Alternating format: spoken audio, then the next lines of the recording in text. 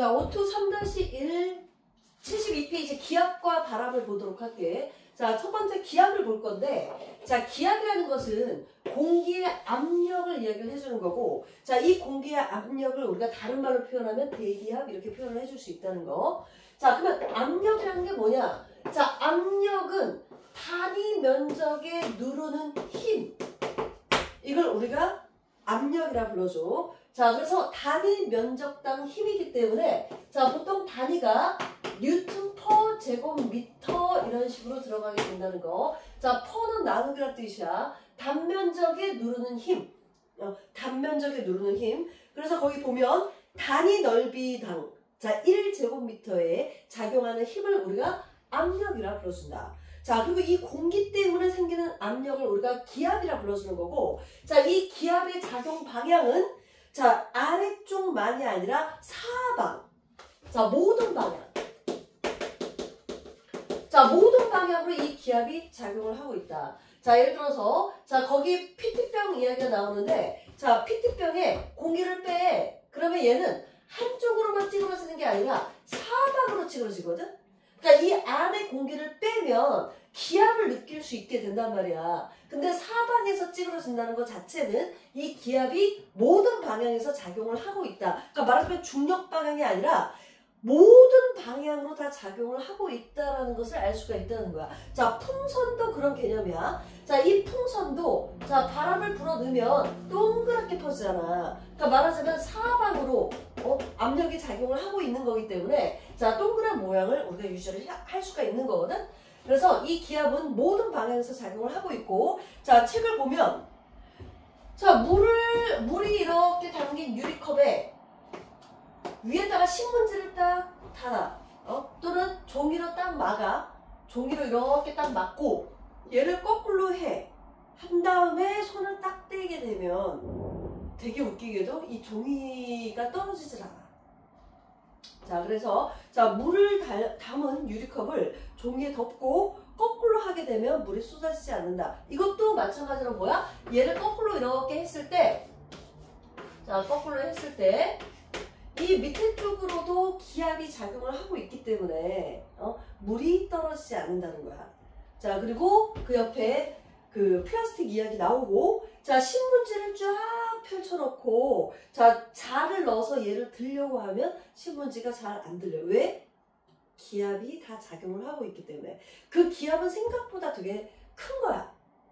생각보다. 그러면 이 기압이란 건 공기의 무게, 공기의 압력 때문에 생기는 건데, 우리는 왜 평상시에 이 기압을 못 느끼느냐? 자, 우리 기압 잘 못 느끼잖아. 공기의 무게 못 느끼잖아. 그 이유는, 자, 옆에 사이드에 나와 있어. 사이드 2번.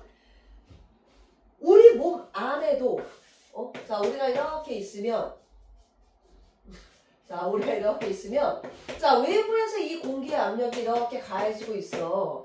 자, 이 공기의 압력만큼 우리 내부의 압력도 1기압이 맞춰져 있는 거야. 자, 기본적으로 우리 대기압이 1기압이거든? 그래서 1기압만큼 누르고 있으면 우리 몸에서도 1기압에 대항하는 압력이, 내부 압력이 존재를 해. 그래서 외부에서 누르는 만큼 내부에서 작용을 하고 있기 때문에 우리는 평상시에는 기압을 잘 못 느끼게 된다. 자, 이건 알고 있어야 돼. 자, 그 다음 기압을, 자, 최초로 측정한 과학자가 누구냐면은, 자, 토리첼리야. 자, 토리첼리라는 과학자는, 자, 수은을 이용했는데, 자, 수은을 이용한 이유는 뭐냐? 자, 수은이 물보다 밀도가 13배 정도 커. 그래서 적은 양으로도 대기압을 측정할 수 있기 때문에 수은을 사용을 한 거야. 자, 만약 물을 사용하면 최소 10m가 필요해. 근데 이 수은은 물보다 밀도가 훨씬 크기 때문에 1m 정도 되는 관을 이용해서 측정을 하게 된다는 거. 자, 1m 되는 정도 관을 이용해서. 자, 그래서 어떻게 하느냐? 자, 1m 되는 관에 수은을 가득 채워. 그리고 수은을 담가 놓은 이 용기에 얘를 더 엎어 놓는 거야. 자, 여기 닿으면 안 돼. 엎어 놓는 거야. 자, 엎어 놓으면 수은이 가득 차여져 있다가 얘가 어느 정도 높이로 내려와서 멈추게 돼. 그러면 수은이 가득 채워져 있다가 내려와서 멈추게 되면, 자, 이 내려오는 동안 이 공간, 자, 이 공간은 아무것도 없겠지. 그래서 이 수은이 내려온 이 공간은 진공 상태여야 돼. 만약 여기에 공기가 있다면 수은은 쭉 내려와서 이 수면까지 닿게 돼. 자, 그래서 어느 정도 돼서 멈추려면 가득 채워서 얘를 뒤집고 수은이 내려와서 이 위는 진공 상태가 되어야 된다. 자, 이게 굉장히 중요하다. 자, 그렇게 해서 어느 정도 높이에서 멈췄어. 자, 그러면 멈추는 이유는 뭐냐? 자, 멈추는 이유는, 자, 이 수면을 중심으로, 같은 높이를 중심으로, 자, 이 수은이 누르는 압력과 외부에서 공기가 누르는 압력이 같아졌기 때문에 얘가 멈추게 되는 거야. 자, 다시. 자, 이 P1이 뭐냐? 자, 수은 기둥이 누르는 압력. 이게 P1이야. 자, 요거와 P2. 자, P2는 뭐냐? 외부 대기압이야. 그 대기압이, 자, 같은 높이를 눌러야 돼. 같은 높이. 이 관의 길이를 따지면 안 돼. 그래서 같은 높이를 누르는 이 압력이 같아지는 곳에서 이 수은 기둥이 가다가 멈추게 된다는 거야. 자, 그걸 재봤더니 몇 cm였냐? 76cm였다는 거지. 자, 우리가 평상시에 대기압은 몇 기압이다? 1기압이다. 자, 평균적으로 1기압이야. 자, 이게 보통 대기압이야. 자, 대기압이 1기압인데 거기서 왔다 갔다 플러스 마이너스 알파거든? 그래서 이 대기압이 1기압일 때, 자, 이 수은 기둥, 자, HG가 수은이지. 자, 수은 기둥을 재봤더니 몇 cm가 되느냐? 76cm가 되더라 이거야. 자, 이때 잴 때는 여기 이 수면에서 이 높이까지를 재주면 돼. 그게 바로 76cm이다. 그리고 또 하나 중요한 거 뭐냐? 자, 이 수은 기둥을 옆으로 했어. 기울였어. 기울여도 수직으로 76cm야. 그리고 이 기둥을 더 얇게 했어. 얇게 해도 76cm야. 더 두껍게 해도 76cm야. 무조건 수직으로 76cm일 때가 바로 1기압에 해당이 된다. 수은 기둥. 그러면 수은이 76cm면 수은 대신 물을 하게 되면 몇 미터가 돼야 되냐면은 약 10m나 돼야 돼. 자, 아까 말했듯이 물보다 수은이 13배 정도 더 무겁기 때문에 76cm가 1기압하고 동일하게 되는 거고, 물을 사용하게 되면 수은보다 13배 정도 가볍기 때문에 76 곱하기 13 해서 약 10m. 10m 정도 돼야지만 1기압에 해당이 된다는 거. 자, 요거는, 자, 문제 속에 어떻게 나올 수가 있냐면은, 자, 이렇게 나올 수가 있어. 자, 물이 있어. 수압 잴 때. 자, 물 속으로 들어가서 약 20m의 깊이야. 20m의 깊이. 그러면 이 깊이의 압력, 수압은 얼마냐? 라고 물어본다면, 자, 봐봐. 자, 10m 깊이를 들어왔어. 자, 물은 10m당 몇 기압이야? 1기압이야. 그러면 20m 지점은 몇 기압이 되는 거야? 2기압에 해당이 돼. 그런데 대기압에 노출이 돼 있다라고 한다면 여기에 1기압을 더 해줘야지만 20m 깊이의 압력이 형성이 되는 거야. 자, 20m 기둥에 해당이 되는 것은 2기압 수압으로, 그 다음 대기압을 고려해서 1기압, 그래서 20m, 그 물 20m 깊이의 전체 압력은 3기압에 해당이 된다고 말을 할 수가 있어. 자, 그래서 자, 다시 정리를 한다면, 자, 대기압, 공기가 1기압, 공기가 누르는 이 압력은, 자, 수은기둥 76cm와 동일하고, 자, 물기둥 10m에 해당되는 압력이 된다. 자, 그리고 이거를, 자, 이 기호가 뭐냐면은 헥토파스칼이야. 자, 파스칼이라는 단위가 압력의 단위거든. 그래서 압력을 이용한 단위로 바꿔주면 1013 헥토파스칼. 자, 공기 기둥으로 이야기한다면 1000km에 해당되는 압력이야. 자, 1000km가 되는 이유가 뭐냐? 자, 지구가 있고, 자, 지구에 대기권이 있을 거 아니야, 그치? 자, 이 대기권이 1000km야. 자, 거기에 해당되는 1000km의 공기 기둥이 나를 누르고 있는 압력, 요게 바로 1기압이기 때문에 공기 기둥은 1000km가 누르는 압력, 물은 10m, 수온은 몇 cm라고? 76cm. 자, 그거를 헥토파스칼로 바꿔주면 1013 헥토파스칼. 자, 이 헥토파스칼은 보통 1기도에 나오는 단위야. 그래서 이 숫자들을 다 외워서 알아두면 된다. 자, 표시를 해줘. 자, 그 다음 기압의 변화는, 자, 공기의 밀도를 봐봐. 공기의 밀도는 높이 올라가면 올라갈수록 당연히 감소해. 자, 올라가면 올라갈수록 당연히 이 공기가 희박해지는 이유는 뭐 때문이야? 중력이 감소하기 때문이지. 자, 우리가 이 지표면 근처에 공기가 제일 많은 이유는 중력이 제일 세기 때문이야. 올라갈수록 중력이 약해지잖아. 그러면 당연히 공기의 밀도도 희박해지기 때문에 기압이 당연히 떨어지게 된다는 거. 그래서 기압도 높이 올라가면 따라서 어떻게 된다? 감소가 된다. 자, 공기의 밀도하고 기압은 비례관계니까. 자, 이거를 알아두면 된다. 자, 여기까지 필기를 하고, 자, 뒤쪽 바람에 대한 내용으로 들어가도록 할게.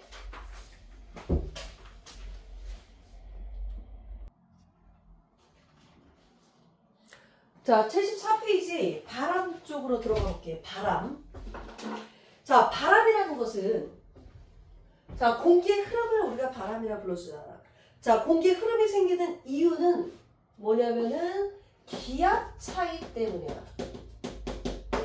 자, 기압이라는 건 공기의 압력이고, 자, 공기의 압력은 공기의 밀도를 얘기한단 말이야. 자, 공기의 밀도가 큰 곳에서 작은 곳. 자, 기압이 큰 곳에서, 자, 작은 곳으로 바람이 불어야 되는데, 자, 이 기압 차이를 가져오는 이유 중에 하나가 바로 뭐가 있냐면은 기온 차이에 의해서 바람이 부는 경우가 좀 많아.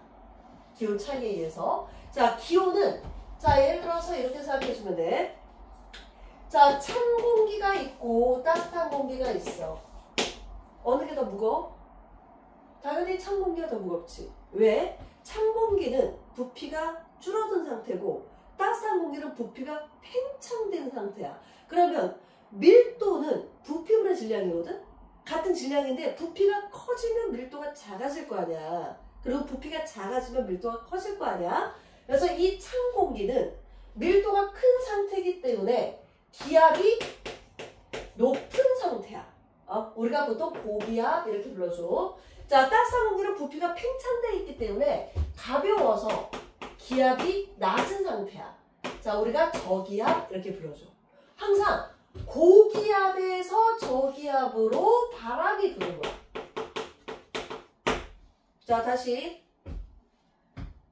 기압이 높은 데서 낮은 데로 바람이 불어. 그러면 기압이 높은 데가 찬 공기야, 따뜻한 공기야? 찬 공기야. 기온이 낮은 곳이야. 기온이 낮을수록 기압이 높은 거야. 자, 다시 정리를 한다면 기온이 낮을수록 기압이 높은 거고, 자, 여기서는 기온이 높을수록 기압이 어떻게 된다? 낮아진다. 그래서 무조건 기압이 높은 데서 낮은 데로. 사실은 이 온도 차이와 관계없이 기압이 높은 곳이 있으면 무조건 기온보다 기압이 높은 데서 바람이 부는 게 더 정확한 거야. 근데 이제 찬 공기하고 따뜻한 공기가 있으면 기본적으로 찬 공기가 기압이 높아진다는 거지. 부피가 수축되기 때문에. 그래서 이 찬 공기가 기압이 높기 때문에 기압이 높은데 고기압에서 저기압으로 바람이 분다. 반드시 그렇게 외워주도록 하고, 자, 이 바람이 불어 들어가면 따뜻한 공기는 상승을 해. 위로 상승을 해. 그러면 한 바퀴 돌아서 차가운 곳으로 또 어떻게 되는 거야? 하강을 해야 되는 거야. 자, 바람은 계속 순환을 해야 돼. 자, 우리는 어차피 지표에 살고 있기 때문에 지표에 불고 있는 바람만 신경 쓰면 돼. 이 상공은 신경 쓸 필요 없어. 자, 이 지표에서는 바람이 불고 한 바퀴 돌아서 상공으로 돌아가는 상황이기 때문에, 자, 이 지표에서 부는 바람만 우리가 신경을 써주면 된다. 항상 찬 공기에서 따뜻한 공기로 바람이 불어온다. 그리고 따뜻한 공기는 상승을 하는 거고 차가운 공기는 공기가 하강을 하게 된다. 자, 바람의 세기는 당연히 기압차가 크면 클수록 기압차가 크면 클수록 바람이 세진다. 자, 여기는 기온 차이는 찬 공기에서 따뜻한 공기로 바람이 분다. 자, 일단 외워줘야 돼. 자, 거기에 따라서 자, 우리가 해류풍하고 이 계절풍을 배워볼 건데, 자, 해류풍은 자, 이게 육지, 모래, 얘는 바다야. 그러면 이 육지하고 바람에 무슨 차이가 있느냐? 열 용량 차이가 있대. 자, 열 용량이라는 것은 우리가 중학교 2학년 때 비열이라는 용어로 배웠어. 비열. 자, 이 비열이 육지하고 바다 둘 중에 누가 더 커? 바다가 더 커. 자, 비열이 클수록, 자, 우리 중학교 2학년 때 배웠던 거. 자, 비열이 클수록 온도 변화는 어떻다? 작다. 자, 물보다 비열이 큰 애는 거의 없어. 물이 제일 비열이 커. 그러면 물이 가장 온도 변화가 어떻다? 작다. 여름 돼도 온도가 많이 안 올라가고 겨울 돼도 온도가 많이 안 내려가. 근데 육지는 여름에는 많이 뜨거워지고 겨울에는 많이 차가워져. 또 마찬가지로 낮에는 육지가 빨리 뜨거워지고 밤에는 빨리 식는단 말이야. 바다에 비해서. 그래서 일단 요거는 외워야 돼. 열용량과 비열이 클수록 온도 변화가 어떻다? 작다. 자, 두 가지는 그냥 같이 간다고 생각해주면 돼. 자, 그러면 낮에를 한번 생각해볼까? 자, 낮에는 누가 더 뜨거워? 육지가 더 뜨거워지겠지. 그러면 여기가 따뜻한 공기, 여기가 찬 공기야. 자, 바람은 어디에서 어디로 분다? 찬 공기에서 따뜻한 공기로 분다. 자, 바다에서 불어오는 바람, 해풍. 자, 바람은 불어오는 게 중요해. 자, 북쪽에서 불어오는 바람, 북풍. 남쪽에서 불어오는 바람, 남풍이야. 그래서 바다에서 불어오는 바람, 해풍 이렇게 얘기해 줘야 돼. 자, 그렇게 되면 돌아오면 한 바퀴 순환을 하면 된다.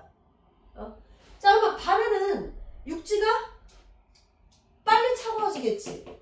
바다는 덜 차가워지고. 그래서 육지가 밤에는 빨리 차가워진단 말이야. 여기는 덜 차갑고. 그러다 보니까 육지에서 바다 쪽으로 바람이 불게 돼. 자, 그것을 우리가 육풍, 육지에서 불어오니까. 그리고 한 바퀴 순환을 하면 된다. 자, 그래서 해류풍은 육지하고 바다가 접해 있는 곳이라면, 해안가라면 낮에는 해풍, 밤에는 육풍이 분다는 것을 느낄 수가 있다는 거야. 자, 계절풍도 마찬가지야. 자, 이게 우리나라잖아. 자, 우리나라가 있으면 여기가 육지겠지. 여기가 육지. 그럼 여기가 뭐야? 바다. 얘도 육지. 얘도 바다. 자, 여름이야. 여름에는 육지가 더 뜨거워질 거 아니야. 그러면 바다가 어떻게 돼? 차가워. 그러면 차가운 곳에서 따뜻한 곳으로 바람이 불어간다. 자, 이렇게 불어오면, 자, 동서남북이 딱 있으면, 이게 동서남북 표시잖아? 자, 북남동서야. 자, 바람이 이렇게 불어오는 거잖아? 그럼 무슨 풍이야? 남동풍이야. 자, 바람은 불어오는 쪽을 봐야 돼. 불어오는 쪽이 풍향이야.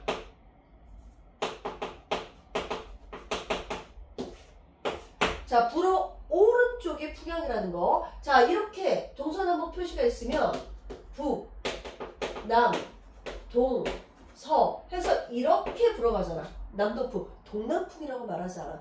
북쪽하고 남쪽을 먼저 얘기를 해줘야 돼. 그래서 남동풍 이렇게 얘기를 해주는 거야. 자, 그 다음 두 번째를 보면, 자, 육지에서 바다. 자, 얘가 겨울에. 자, 겨울에는 육지가 더 빨리 어떻게 돼? 차가워져. 그럼 바다가 따뜻해. 그러면 육지에서 바람이 불어올 거 아니야? 이렇게 불면 요렇게 불어오니까 무슨 풍이야? 북서풍이 되겠지. 자, 바람은 항상 뭐다?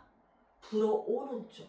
자, 그래서 우리나라 여름은 남동 계절풍, 겨울에는 북서 계절풍이 불어오게 된다. 자, 여기까지. 자, 원리를 익히되 일단 외울 건 좀 외워줘야 돼. 무조건 원리로만 따질 수 없기 때문에 원리를 이해하게 되면 그 다음에 반드시 외워주고 문제를 풀어줘야 된다. 그래서 이 해류풍은 하루 동안 변하는 바람이고, 자, 계절풍은 1년 동안 바뀌어주는, 그러니까 바뀌는 바람이 된다는 거. 자, 여기까지 필기를 하고, 자, 뒤쪽 문제를 풀고 그 다음 단원으로 넘어가도록 합시다.